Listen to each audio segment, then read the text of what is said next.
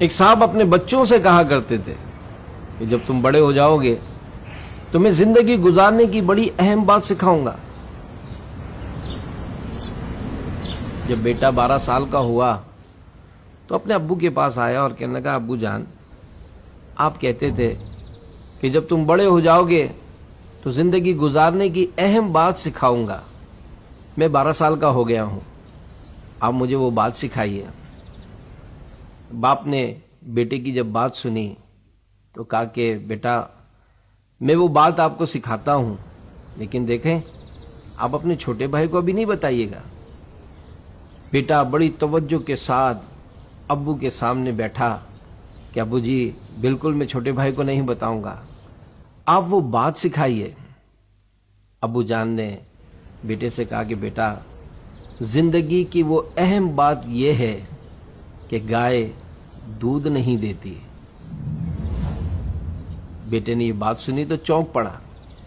والد صاحب نے دوبارہ بات سنائی کہ زندگی کی وہ اہم بات یہ ہے کہ گائے دودھ نہیں دیتی۔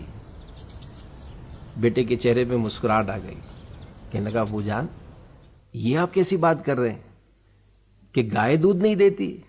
ابو نے کہا کہ ہاں بیٹا، گائے دودھ نہیں دیتی، بلکہ دودھ کو گائے میں سے نکالنا پڑتا ہے۔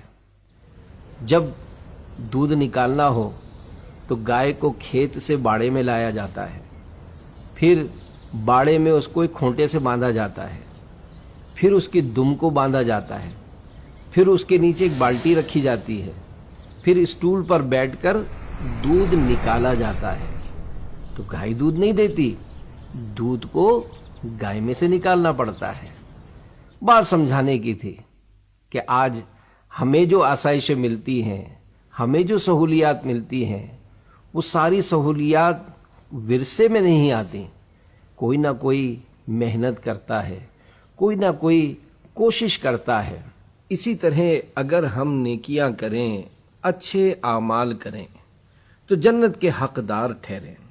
نماز نہ پڑھیں، فرض روزے نہ رکھیں، مسلمانوں کے ساتھ جھوٹ بولیں، دھوکہ کریں، ان کی غیبت کریں، پھر بھی یہ امید رکھیں کہ بلا حساب جنت میں داخل ہو جائیں گے، تو یہ کہاں کی عقل مندی ہے؟